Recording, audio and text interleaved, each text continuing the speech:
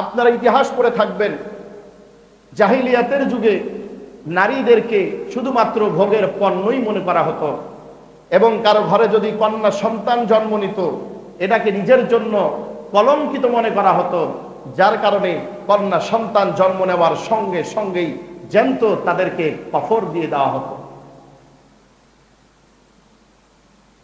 সেই যুগে মুহাম্মদ সাল্লাল্লাহু আলাইহি ওয়াসাল্লাম আসার পর আল্লাহ রাব্বুল আলামিন সেই যুগে মহিলাদেরকে এই মর্যাদা দিলেন যে না, তাদেরকে পুরুষের চাইতেও অধিক সম্মান আল্লাহ রাব্বুল আলামিন দান করলেন, যেটা এখনো পর্যন্ত ইসলাম ধর্ম ছাড়া কোন ধর্মে মেয়েদের কোনো মর্যাদা নাই।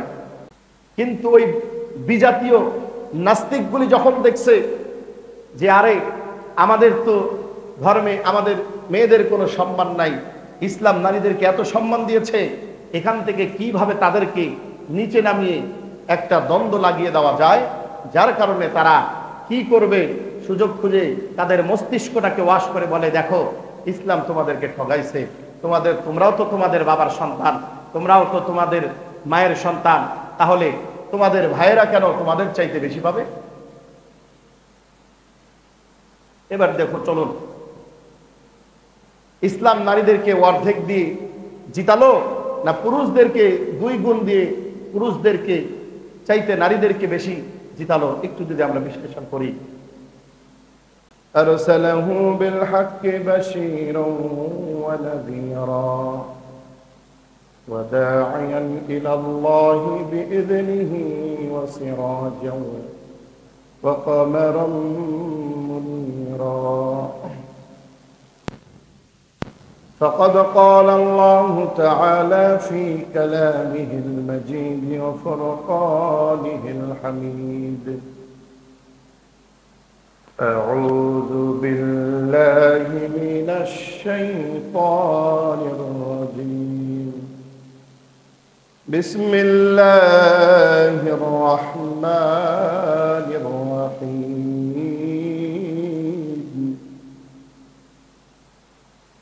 ألف لام ميم. ذلك الكتاب لا ريب فيه هدى للمتقين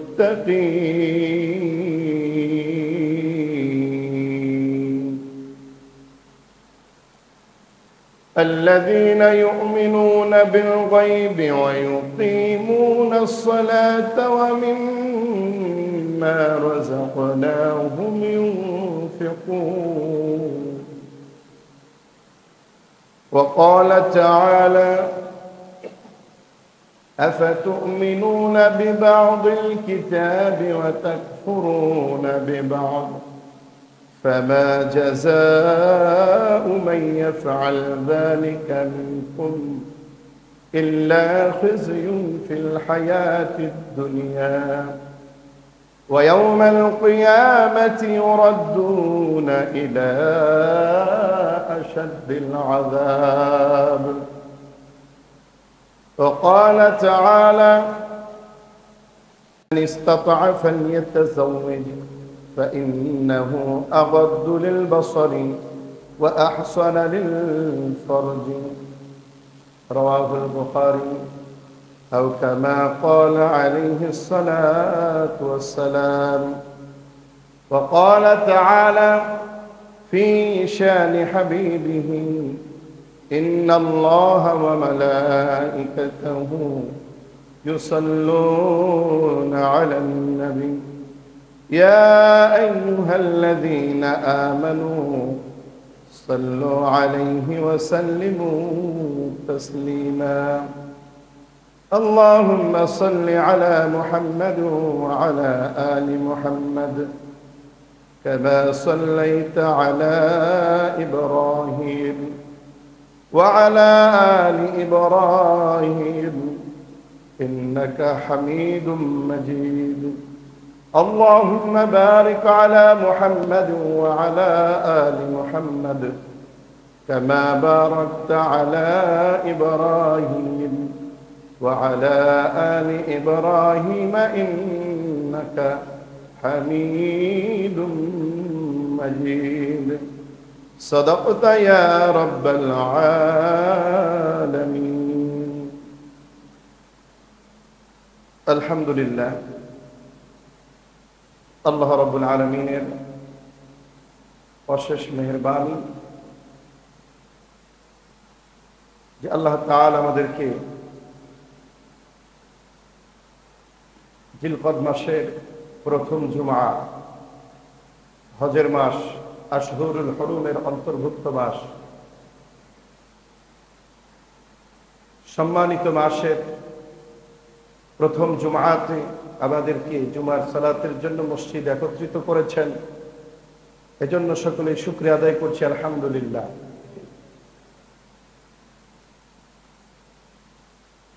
পবিত্র কুরআনুল কারীমের মধ্যে আল্লাহ রাব্বুল আলামিন 4টি মাসকে সম্মানিত করেছেন, যে মাসগুলোকে একত্রে আশহুরুল হুরুম বলা হয়, সম্মানিত মাস।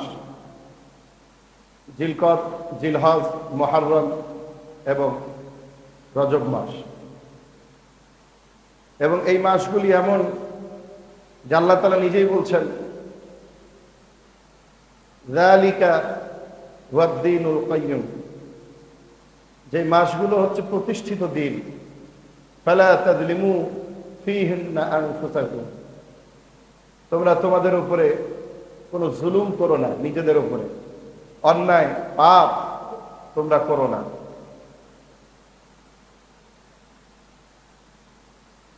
তো এই সম্মানিত এই মাসের আজকে প্রথম জুমা, আল্লাহ তাআলা আমাদেরকে আউয়াল ওয়াক্তি মসজিদে আসার তৌফিক দান করেছেন। এই জন্য শুকরিয়া আদায় করছি, আলহামদুলিল্লাহ। দরুদ পড়ছি মুহাম্মদুর রাসূলুল্লাহ সাল্লাল্লাহু আলাইহি ওয়াসাল্লামের উপরে, সকলে বলি সাল্লাল্লাহু আলাইহি ওয়াসাল্লাম, যার মাধ্যম দিয়ে আল্লাহ তাআলা ইসলামকে পরিপূর্ণ করে দিয়েছেন, রবের বিধানগুলিকে আমাদের জন্য পরিপূর্ণ করে দিয়েছেন। নতুন করে ইসলামের মধ্যে কাটছাঁট করার কোনো সুযোগ নাই, কোনো বিধানকে কম বেশ করারও আর কোনো সুযোগ নাই। আল ইয়াউমা আকমালতু লাকুম দীনাকুম ওয়া আতমামতু আলাইকুম নি'মাতি ওয়া রাদিতু লাকুমুল ইসলাম দীনা। এই আয়াত নাযিল করে আল্লাহ তাআলা ইসলামকে পরিপূর্ণ করে দিয়েছেন। 23 বছরের জিন্দেগিতে পবিত্র কুরআনুল কারীমের যত বিধান মুহাম্মদ রাসূলুল্লাহর মাধ্যম দিয়ে আল্লাহ তাআলা নাযিল করেছেন, কিয়ামত পর্যন্ত সেই বিধানগুলোই ওই অবস্থাতেই থাকবে। কোনো একটা বিধান, কোনো একটা কোরআনের হুকুম আহকাম পরিবর্ধন করার কোনো ব্যক্তির, কোনো মানুষের, কোনো সংসদ, কোনো রাষ্ট্রের অধিকার নাই। তো সেই নবীর প্রতি আমরা মহব্বতে আবারও দরুদ পড়ছি সাল্লাল্লাহু আলাইহি ওয়াসাল্লাম। সম্মানিত উপস্থিতি, আমাদের জীবন ধারণে, জীবন বিধান একমাত্র যেই কিতাব অবলম্বন, সেটার নাম কি? কি নাম? কুরআনুল কারীম, যাকে ফুরকান বলা হয়েছে।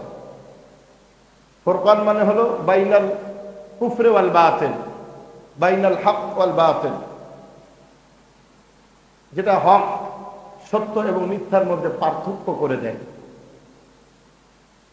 এই কোরআনে যত বিধান আল্লাহ রাব্বুল আলামিন আমাদের জন্য দিয়েছেন, এই বিধানগুলিকে প্রত্যেকটা বিধানের উপরে আস্থা রেখে যেটাকে হারাম করেছেন সেটাকে হারাম মেনে সেটা বর্জন করা, যেটাকে হালাল করেছেন সেটাকে হালাল জেনে গ্রহণ করা, এটা হলো প্রত্যেকের নৈতিক ঈমানি দায়িত্ব। কেউ যদি কোরআনের একটা কোনো বিধানের উপরে আপত্তি করে, সন্দেহ পোষণ করে, সঙ্গে সঙ্গে তার ঈমান চলে যাবে। এই জন্য আল্লাহ তাআলা প্রথমেই এই সন্দেহ দূর করে দিয়েছেন, যালিকাল কিতাবু লা রাইবা ফি, এমন কিতাব যার মধ্যে ভুল তো দূরের কথা, কোনো সন্দেহের অবকাশ নেই। এবং 23 বছরে মুহাম্মদ রাসূলুল্লাহ সাল্লাল্লাহু আলাইহি ওয়াসাল্লাম কোরআনের প্রত্যেকটা হুকুম আহকাম বিধানগুলিকে আমল করে উম্মতের মাঝে নিজে প্র্যাকটিক্যাল আমল করে দেখিয়ে দিয়েছেন। রাসূলুল্লাহর ইন্তিকালের পরে কিছু সাহাবী হযরত আয়েশা সিদ্দিকা রাদিয়াল্লাহু তাআলা আনহার কাছে এসে জিজ্ঞাসা করলেন যে রাসূল সাল্লাল্লাহু আলাইহি ওয়াসাল্লামের আখলাক সম্পর্কে, রাসূলের জীবনী ব্যাপারে আমাদেরকে কিছু বলেন। তো যখন এই প্রশ্ন করছে, আম্মা জান আয়েশা রাদিয়াল্লাহু তাআলা আনহা চোখের পানি ছেড়ে দিয়ে কেঁদে ফেলেছেন। সাহাবাদেরকে ডাক দিয়ে বলেন, তোমরা কি কোরআন পড়ো নাই? খুলুকুল কোরআন, তিনি তো কোরআন, তার চরিত্রটাই হলো কুরআনুল কারীম। সুবহানাল্লাহ। কুরআনুল কারীমে আল্লাহ তাআলা যা কিছু বলেছেন সব কিছুই মুহাম্মদ সাল্লাল্লাহু আলাইহি ওয়াসাল্লাম তার 23 বছরের জীবনে একটা একটা আমল করে উম্মতের মাঝ থেকে সংশয় দূর করে দিয়েছেন। এবং আমাদের একমাত্র জীবন বিধান হলো এই কিতাব ইসলাম। সুতরাং কোরআনের কোন বিধানকে যদি কেউ লঙ্ঘন করতে চায়, আপত্তি তুলতে চায়, রদ বদল করতে চায়, কোন ইমানদার যার ভেতরে ন্যূনতম ঈমান আছে, কোরআনের উপরে ভরসা আছে, বিশ্বাস আছে, সে কোনোদিন চুপ থেকে বসে থাকতে পারে। আজকে কেন এই কথাগুলো আপনাদেরকে বলতেছি? আমাদের বর্তমান উপদেষ্টা সরকার ডক্টর মোহাম্মদ ইউনূস সাহেবের অধীনে 12টি সংস্কার কমিশন গঠন হয়েছে এবং এর মধ্যে অন্যতম একটি সংস্কার কমিশন হলো নারী সংস্কার কমিশন। 12টা কমিশনের ভেতরে সবচেয়ে গুরুত্বপূর্ণ যেটা নারী অধিকার সংস্কার কমিশন। এই কমিশনে গত 19 এপ্রিল 2025 অন্তর্বর্তী সরকারের মাননীয় প্রধান উপদেষ্টা ডক্টর মোহাম্মদ ইউনূস সাহেবের কাছে 318 পৃষ্ঠা ব্যাপী এক প্রতিবেদন জমা দেওয়া হয়েছে সরকারের কাছে। নারী সংস্কার কমিশনে 318 পৃষ্ঠার এক লম্বা প্রতিবেদন, যাতে মোট 17টি অধ্যায় রয়েছে। এই 318 পৃষ্ঠার মধ্যে নারীদের অধিকার নিয়ে প্রতিটি অধ্যায়ে অনেকগুলো ধারা, উপধারা ও অনুচ্ছেদ রয়েছে এবং বিশাল এই সংস্কার প্রতিবেদনের কিছু অনুচ্ছেদ সরাসরি কোরআন এবং হাদিস বিরোধী। তাদের যে দাবিগুলো তারা পেশ করেছে, এই দাবিগুলোর মধ্যে এমন কিছু দাবি তাদের আছে যে দাবিগুলো ডাইরেক্ট কোরআন এবং হাদিস বিরোধী।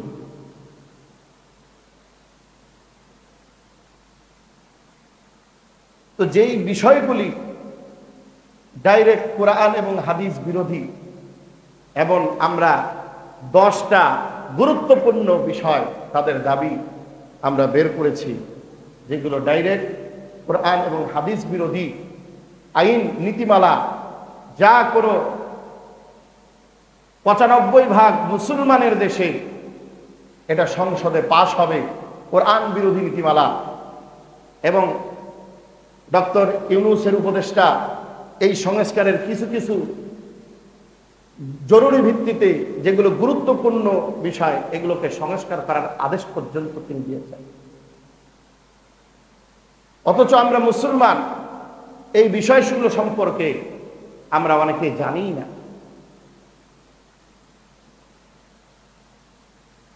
আমরা ইমানদার, কোরআন হলো আমাদের একমাত্র জীবন বিধান, একমাত্র সংবিধান।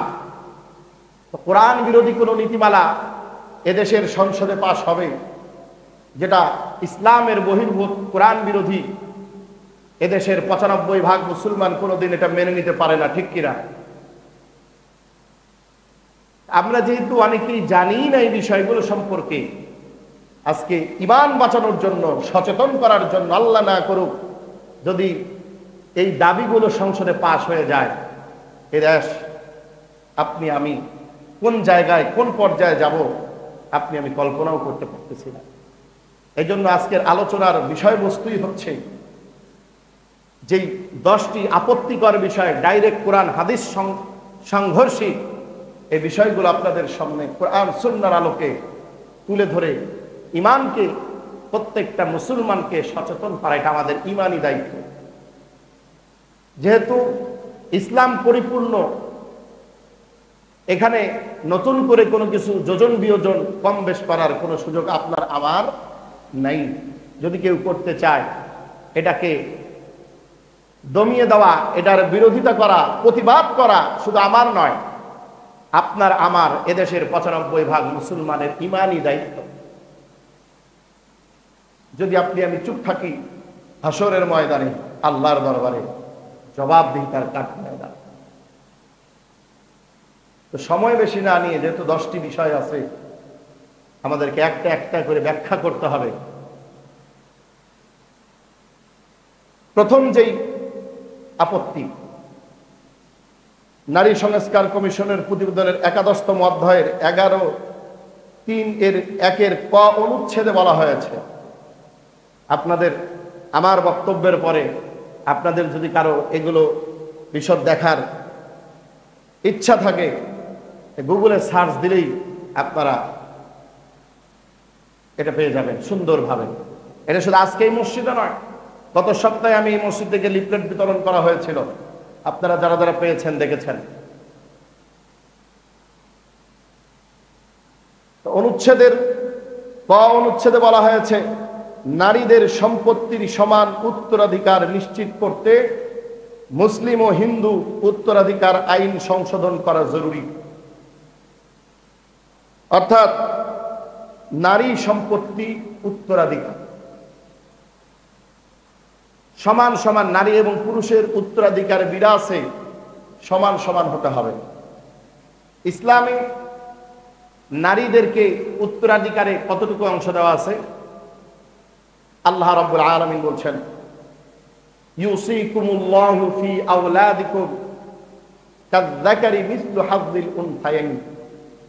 আল্লাহ তাআলা আদেশ করছেন সন্তানদের ব্যাপারে যে তোমাদের সন্তানদের মধ্যে একজন পুরুষ 2 জন নারীর অংশের সমান উত্তরাধিকার পাবে।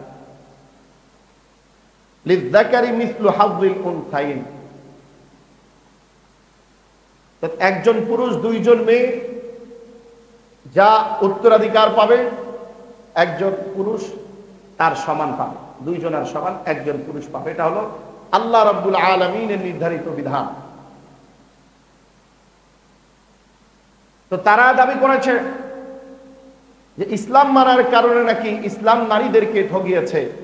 তাদের দাবি ইসলাম পুরুষদেরকে 2 ভাগ দিয়ে, মেয়েদেরকে অর্ধেক দিয়ে তাদেরকে ঠগিয়েছে। এটার সংস্কার তারা চায়, এবং হিন্দু আইনে, কারণ হিন্দু আইনে, ইসলামে তো মেয়েদেরকে অর্ধেক দেয়, হিন্দু আইনে মেয়েদের কোনো উত্তরাধিকার নাই বাবার সম্পত্তিতে, মা বাবার সম্পত্তিতে। তো তারা এটা আপত্তি জানিয়ে এটাকে সংশোধন করে সমান সমান সমতা নিয়ে আসার জন্য প্রতিবেদন দিয়েছে, যেটা সম্পূর্ণ আল্লাহ তাআলার এই কোরআন বিরোধী, যেখানে আল্লাহ তাআলা নিজেই বিধান দিয়েছেন একজন পুরুষ 2 জন নারীর অংশের সমান। এখন তাদের দাবি এইটাতে নাকি মহিলারা ঠকে গেছে, বঞ্চিত হয়েছে। আমরা যদি একটু বিশ্লেষণ করি, চলেন, একজন নারীকে পুরুষের অর্ধেক সম্পত্তি দিয়ে ইসলাম তাদেরকে আসলে ঠগিয়েছে না জিতিয়েছে, একটু যদি আমরা বিশ্লেষণ করি।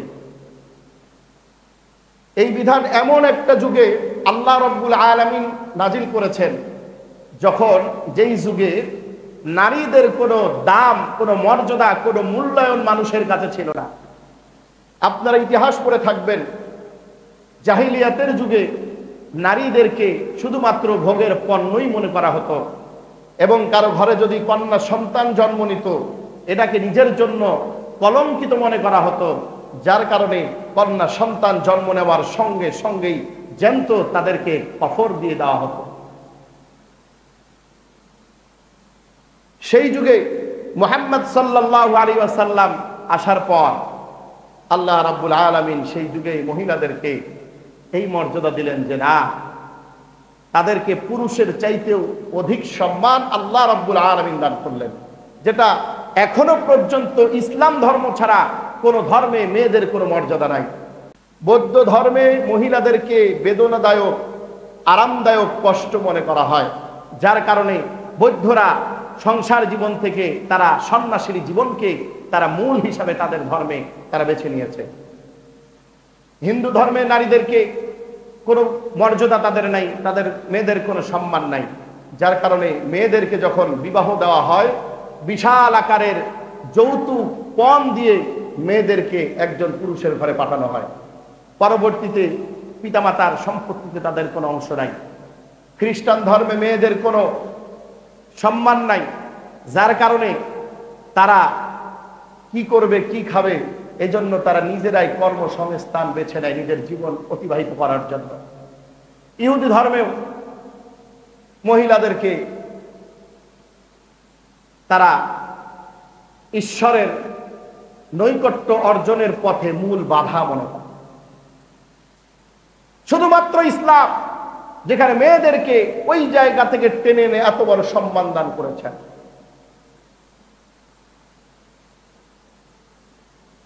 হুন্না লিবাসুল লাকুম ওয়া আনতুম লিবাসুল লাহুন্না। আল্লাহ রাব্বুল আলামিন বলছেন একজন নারী পুরুষ উভয়ের পোশাক।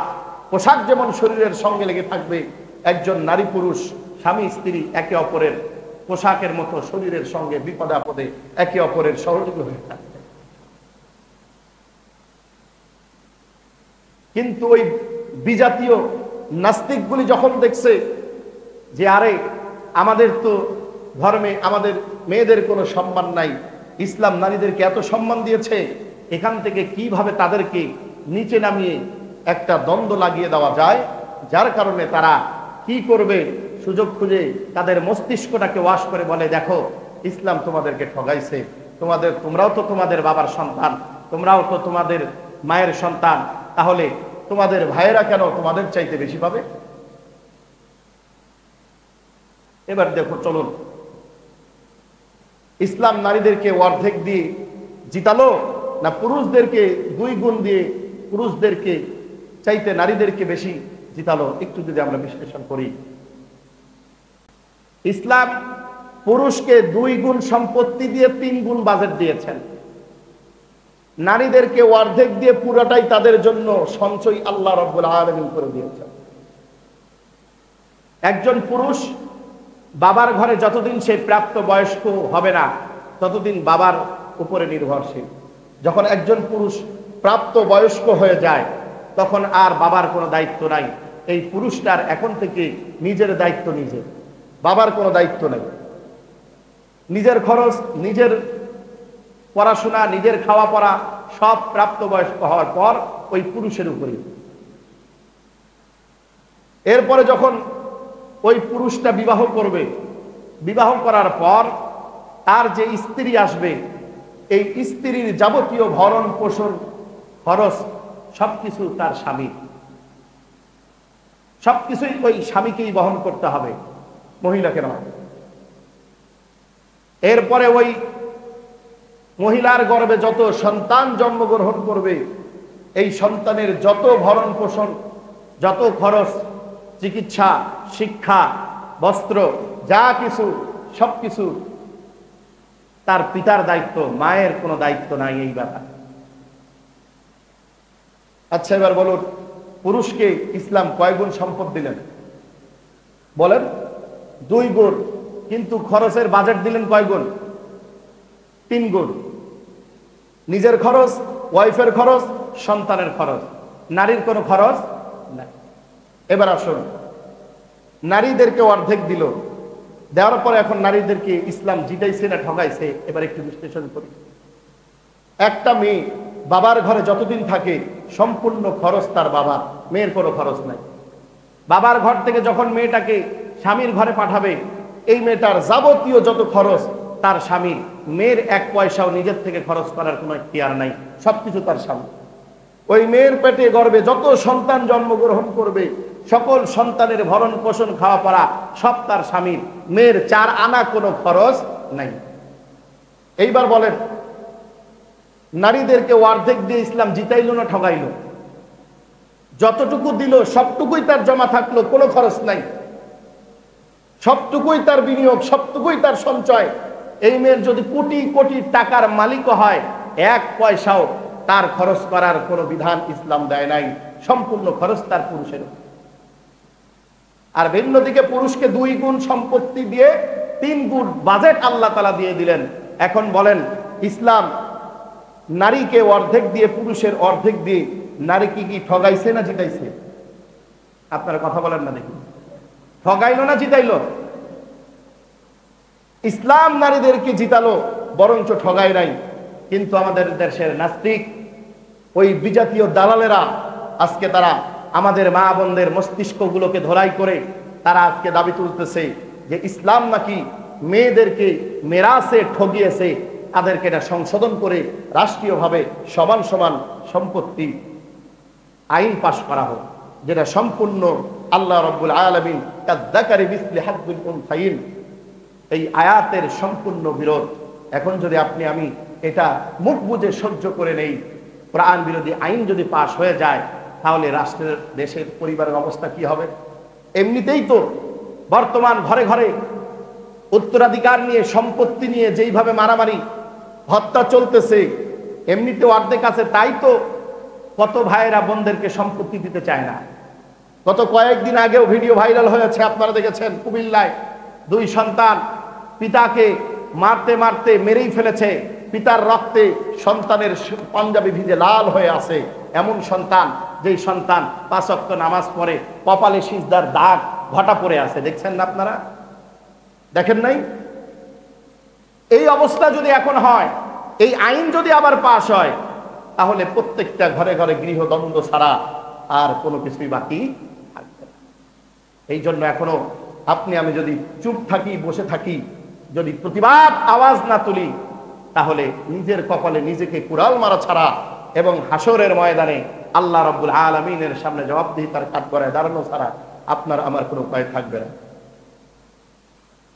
2 নম্বর তাদের দাবি,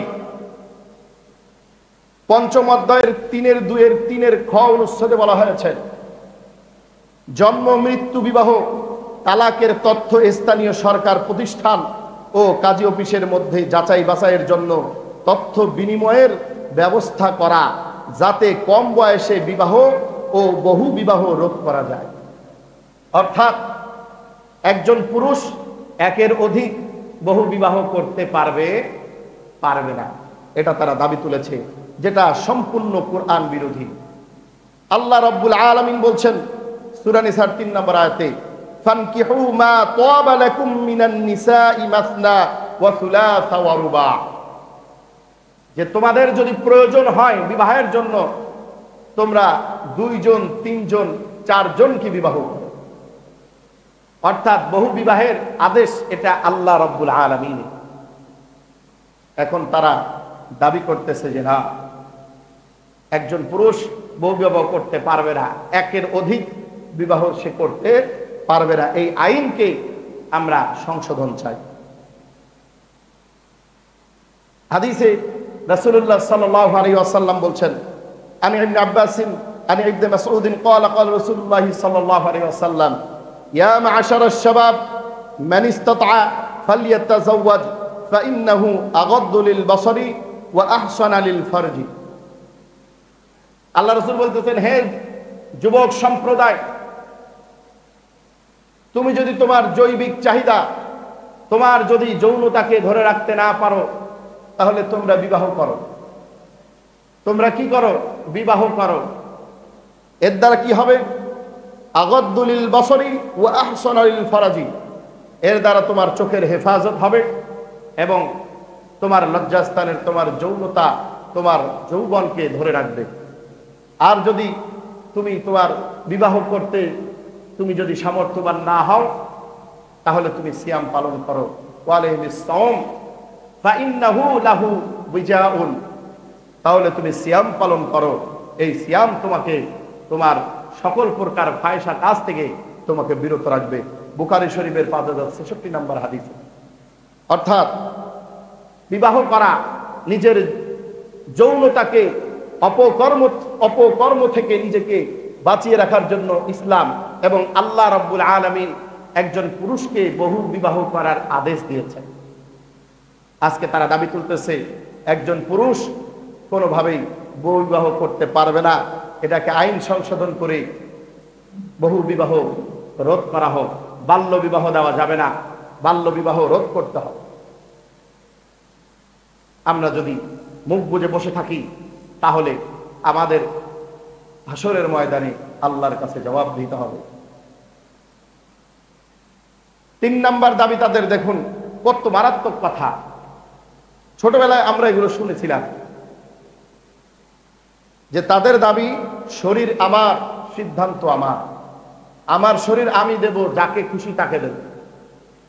অর্থাৎ একজন মহিলা স্বামী স্ত্রীর বৈবাহিক জীবনে স্ত্রীর অনিচ্ছায় যৌন মিলনকে ধর্ষণের মামলায় ফৌজদারি আইনে ওই পুরুষের বিরুদ্ধে মামলা দায়ের করতে হবে।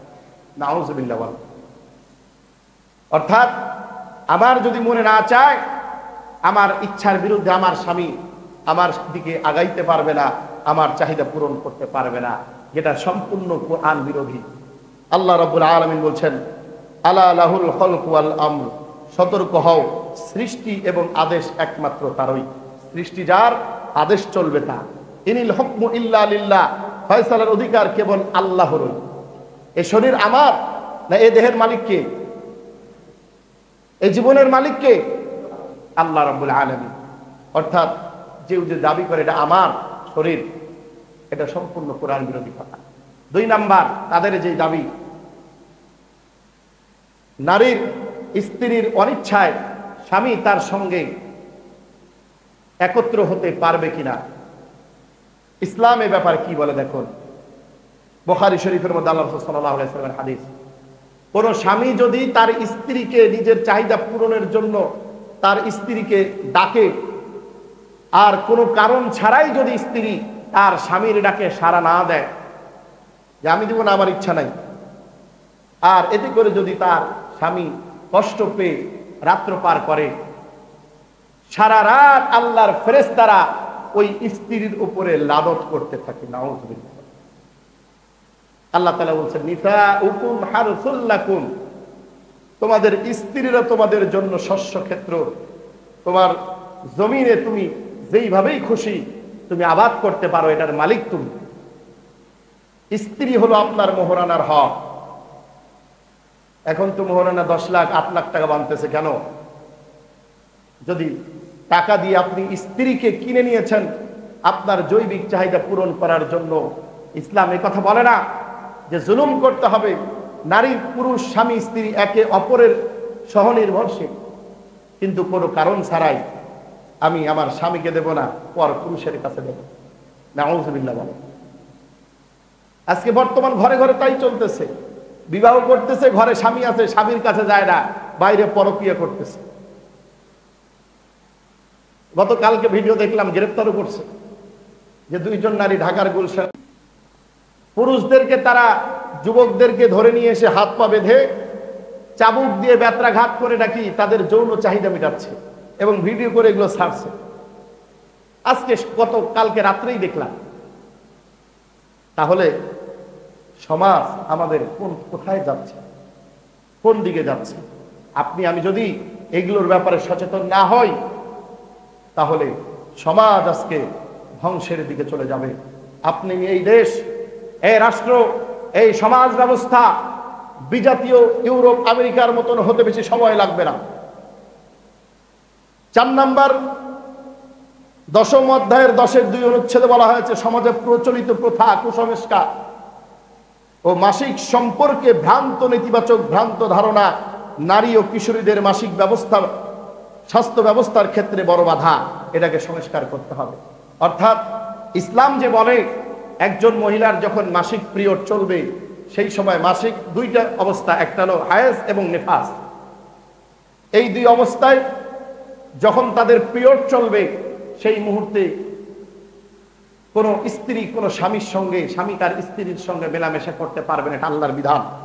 আল্লাহ তাআলা বলেছেন ইয়াসআলুনাকা আনিল মাহিদ কুল হুয়া আযান ফা'তাদিলুন নিসাআ ফিল মাহিদি ওয়ালা তাকরিবুহুন্না হাত্তা ইউতহারনা ফাইদা তাতাহহারনা ফাআতুহুন্না মিন হাইসু আমরাকুমুল্লাহ ইন্নাল্লাহা ইউহিব্বুত তাওয়াবিন ওয়া ইউহিব্বুল মুতাতাহহিরিন।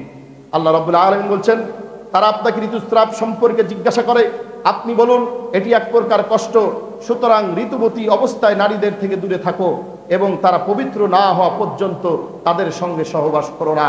যখন তারা পরিশুদ্ধ হয়ে যাবে তখন আল্লাহ তাআলা যেইভাবে তোমাদেরকে আদেশ দিয়েছেন সেইভাবেই তাদের কাছে তোমরা গমন করো।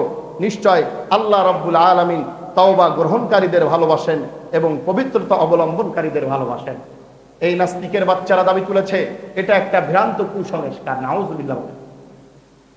যে অবস্থায় এটা একটা কুসংস্কার, ভ্রান্ত ধারণা, কোন হায়েজ নির্বাসন অবস্থায় যদি কোনো এটা নিষেধ বা এটা বিরত থাকতে হবে এমন কোনো বিধান নাই, চাইলেই সহবাস মিলন করতে পারবে।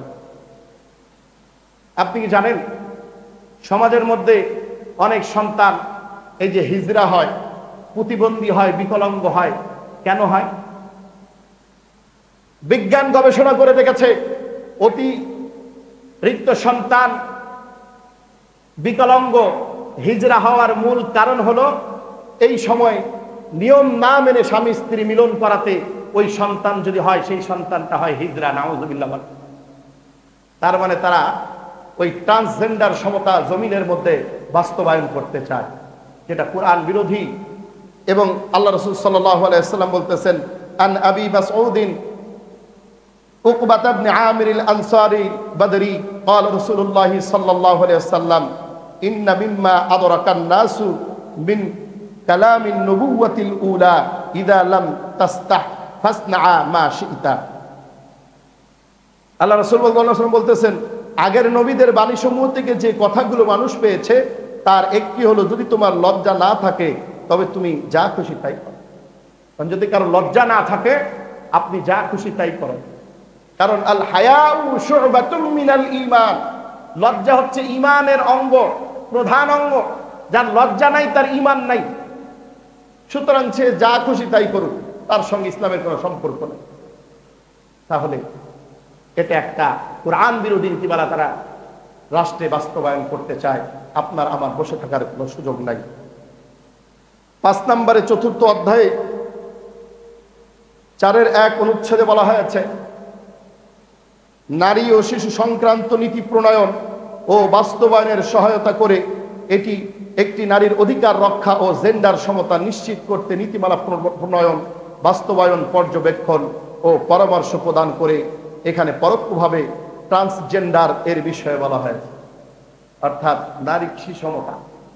কেউ যদি, কোনো নারী যদি মনে করে মনে মনে যে আমি পুরুষ, কোনো পুরুষ যদি নিজেকে দাবি করে মনে মনে যে আমি নারী, তাহলে এটাই তার জন্য নারী, সে পুরুষ, এটা রাষ্ট্রীয়ভাবে এটাকে অধিকার দিতে হবে, ট্রান্সজেন্ডার।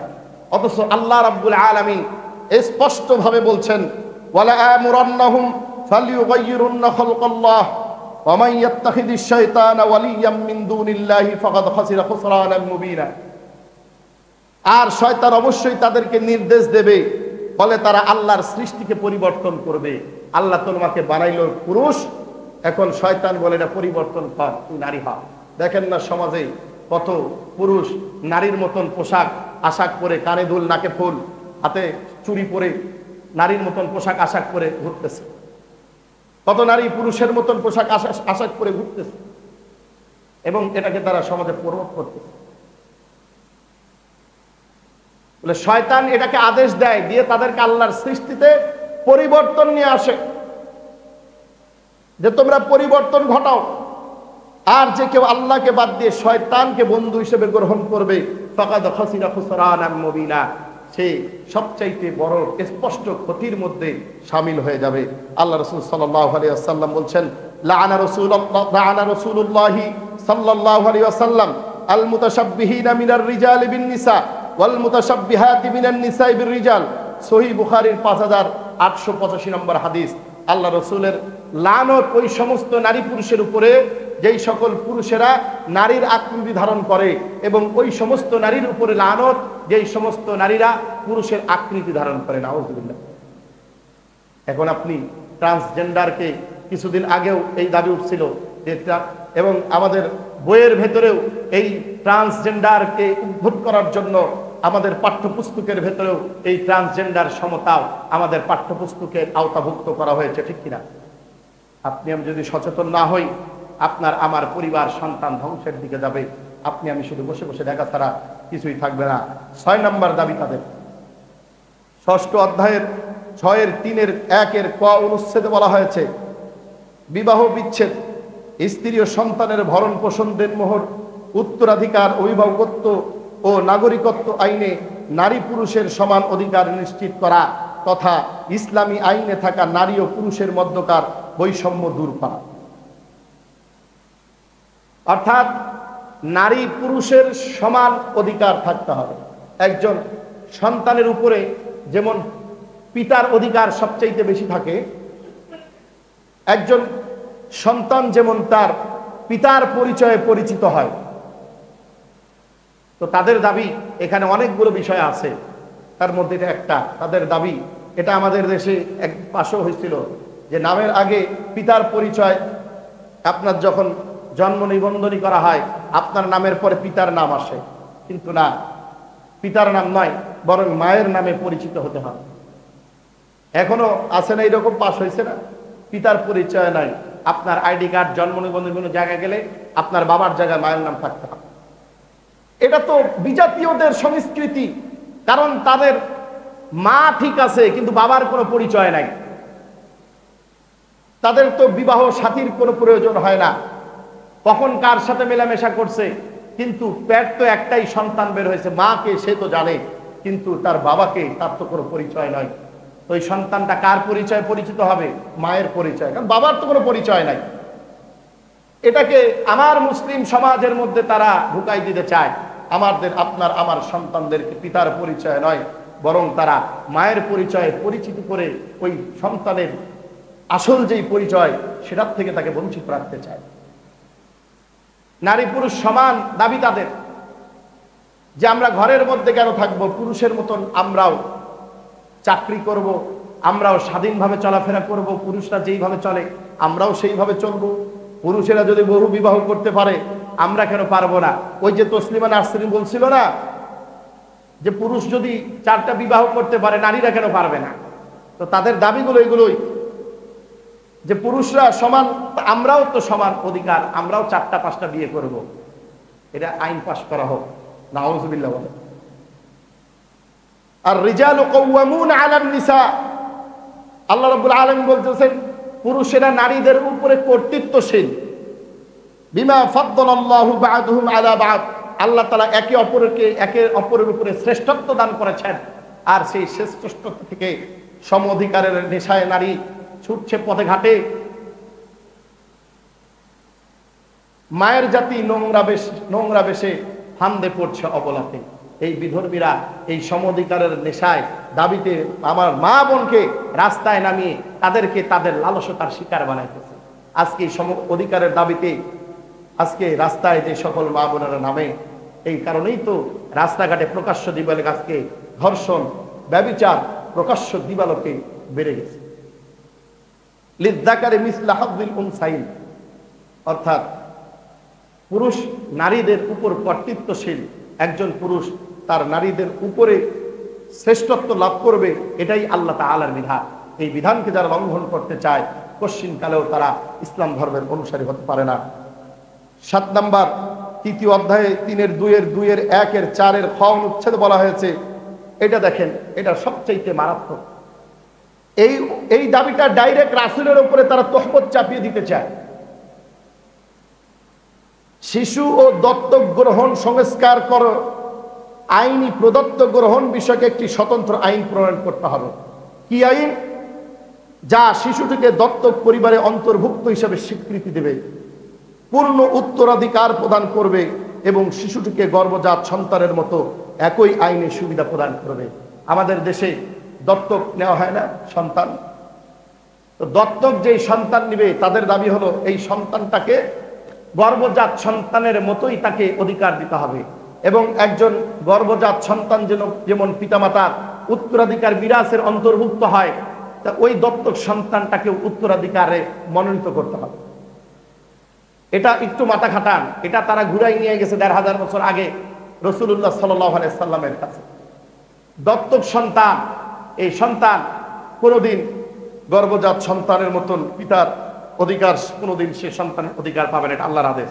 আল্লাহ রাব্বুল আলামিন বলতেছেন, ওয়ামা জাআলা আদঈয়াকুম আবনাআকুম যালিকুম কওলুকুম বিআফওয়াহিকুম ওয়াল্লাহু ইয়াকুলুল হাক্কু ওয়া হুয়া ইয়াহদিস সাবিল। আর তোমাদের দত্তক পুত্রদেরকেও আল্লাহ তাআলা তোমাদের প্রকৃত পুত্র বানাননি, এগুলো তোমাদের মুখের কথা মাত্র, আর আল্লাহ তাআলা সত্য কথা বলেন এবং তিনি সঠিক পথে দিশা দেন। রাসূল সাল্লাল্লাহু আলাইহি ওয়াসাল্লামের পালক পুত্র ছিলেন যায়েদ ইবনে হারিসা রাদিয়াল্লাহু তাআলা আনহু। তো তার স্ত্রী ছিলেন জয়নব বিনতে জাহাশ রাদিয়াল্লাহু তাআলা আনহু, জয়নব রাদিয়াল্লাহু তাআলা আনহা। এই জয়নব রাদিয়াল্লাহু তাআলা আনহা কে তালাক দেওয়ার পরে রাসূলুল্লাহ সাল্লাল্লাহু আলাইহি ওয়াসাল্লাম বিবাহ করেছিলেন। তো জাহিলিয়াতের যুগে কেউ যদি দত্তক নিত পালক পুত্র, এটাকে নিজের উত্তরাধিকারী ঔরসজাত সন্তানের সমতুল্য করা হতো। অর্থাৎ ইসলামে নিজের পুত্রের ওয়াইফ অর্থাৎ পুত্রবধূকে বিবাহ করা সম্পূর্ণ হারাম শ্বশুরের জন্য। তো রাসূল সাল্লাল্লাহু আলাইহি ওয়াসাল্লাম তার পালক পুত্রের স্ত্রীকে তালাক দেওয়ার পরে বিবাহ করেছিলেন, যেটা জাহিলি যুগের প্রথা অনুযায়ী সম্পূর্ণ হারাম। কিন্তু পালক পুত্র যে নিজের ঔরসজাত সন্তান নয়, আল্লাহ তাআলা এই আয়াত নাজিল করে জানায় দিলেন যে না, সে দত্তকই, সে কোনোদিন গর্ভজাত সন্তানের মতো হবে না। সুতরাং দত্তক পুত্রের তালাক দেওয়া স্ত্রীকে তোমাদের বিবাহ করতে কোনো আপত্তি নাই। আজ তারা এই আইনকে বাস্তবায়ন করে ১৫০০ বছর আগে রাসূল যেই কাজটি করেছিলেন, এই আইনটাকে নিয়ে গিয়ে তারা রাসূলের উপরে ওই জেনার তহমত চাপাই দিতে চায়। আমরা তো এটা সাধারণ জ্ঞানে এটা কল্পনাও করি না। নাউযুবিল্লাহ বলেন। আমরা যদি এখনো চুপ না থাকি তাহলে এই সমাজ ধ্বংসের দিকে যাবে। ৮ নাম্বার, আরো অনেকগুলো আইন আছে, সর্বশেষ আরেকটা বলেই শেষ করে দেবো যদি সময় কম। ১০ নাম্বার, যেটা ৩য় অধ্যায়ের ৩-২-১-১-৩ ক অনুচ্ছেদে বলা হয়েছে, যেহেতু রাষ্ট্র একটি ইহজাগতিক সত্তা, সেহেতু কোনো ধর্মীয় বিধান অনুসরণ করে সংবিধান শুরু হওয়া উচিত নয়। তাছাড়া একটি ধর্মকে প্রাধান্য দেওয়া ধর্ম নিরপেক্ষতা নীতির সাথে সংঘর্ষিত, তাই অনুচ্ছেদটি বাতিল করতে হবে। অর্থাৎ একাত্মবাদকে বাদ দিয়ে বহুত্ববাদের উপরে আস্থা সংবিধানে বহাল রাখতে হবে। সংবিধানে যে একমাত্র আল্লাহর উপরে আস্থা রেখে যে সংবিধান চালু করা, বিসমিল্লাহির রহমানির রহিম, এটাকে বাদ দিতে হবে, এটা হলো তাদের দাবি। অথচ আল্লাহ রাব্বুল আলামিন বলতেছেন, ইসলাম কোনো ধর্ম নিরপেক্ষতা নয়। ওয়া ইয়াবতাগি গায়রাল ইসলামি দীনান ফালান ইউকবালা মিনহু ওয়া হুয়া ফিল আখিরাতি মিনাল খাসিরিন। আর যে কেউ ইসলাম ব্যতীত অন্য কোনো ব্যবস্থা গ্রহণ করতে চায়, কখনোই তা পশ্চিমকালেও এটা গ্রহণ করা হবে না, বরং আখিরাতে সে হবে সবচেয়ে ক্ষতিগ্রস্ত। ইন্নাদ দীনা ইনদাল্লাহিল ইসলাম, নিশ্চয় আল্লাহর নিকট একমাত্র মনোনীত দিন হচ্ছে ইসলাম। সুতরাং ও মুসলমান, আপনি আমি মুসলমান, শুধু আপনি আমি নয়, এদেশের ৯৫% মুসলমান। কোরআন ফলো করে আমরা চলি, ইসলাম ফলো করে চলি। ইসলাম আমাদের জীবন বিধান। আমাদের সংবিধানে যদি কোনো কোরআন বিরোধী নীতিমালা কেউ প্রণয়ন করতে চায়, এর বিরুদ্ধে রুখে দাঁড়ানো এটা শুধু আমার নয়, আপনার আমার প্রত্যেকের ঈমানি দায়িত্ব। আর এই নীতিমালা শুধু এটা বাতিল নয়, বরং এই কমিশনটাকেই বাতিল দাবি করে বাংলাদেশে হেফাজতে ইসলামের পক্ষ থেকে এই কমিশনকে বাতিল দাবি করে আগামীকাল ৩ মে ঢাকার ঐতিহাসিক সোহরাওয়ার্দী ময়দানে এক বিশাল জনসভার আয়োজন করা হয়েছে, বিক্ষোভ সমাবেশের আহ্বান করা হয়েছে। প্রত্যেকটা জেলার থেকেই, রাজশাহীর প্রত্যন্ত বাংলাদেশের প্রত্যেকটা অঞ্চল থেকেই ঈমান বাঁচানোর দাবিতে, ঈমান বাঁচানোর তাগাদায়, আপনার আমার পরিবারকে বাঁচানোর তাগাদায় ওই সমাবেশে অংশগ্রহণ করা, এটা আপনার আমার প্রত্যেকের ঈমানি দায়িত্ব। রাজশাহী থেকেও আমাদের প্রতিনিধি যাচ্ছে, এটা যেতে বলবো আমি আপনাদেরকে এমনটা নয়। এই কথা বুঝে থাকলে এখানে আমাকে বলতে হবে যে চলেন, এই কথা বলার কোনো সুযোগ নাই। আপনার ঈমান বাঁচানোর জন্য, পরিবার বাঁচানোর জন্য আপনাকে আমাকে নিজের থেকেই ওই সমাবেশে অংশগ্রহণ করে এই প্রতিবাদকে সফল করে কোরআন বিরোধী যত নীতিমালা আছে বাংলার জমিন থেকে উৎখাত করার জন্য কারা কারা তৈরি আছি দুটো হাত তুলে আল্লাহকে দেখায় দেই। আল্লাহ রাব্বুল আলামিন আমাদেরকে কবুল করুক। আগামী কালকের ঐতিহাসিক নারী নীতিমালা কমিশন বাতিলের দাবিতে যেই জনসমাবেশ আল্লাহ তাআলা কবুল করুক। আমরা প্রত্যেকেই চেষ্টা করব। আজকে আমাদের মালোপাড়া মাদ্রাসা থেকে বাস যাবে, যারা যারা যেতে চায় আমার সঙ্গে যোগাযোগ করবেন, আপনাদেরকে তাদের সঙ্গে যোগ করে দেবো ইমান বাঁচানোর তাগিদায়। আল্লাহ রাব্বুল আলামিন আমাদের সবাইকে কবুল দান করেন। আমরা সকলে বলি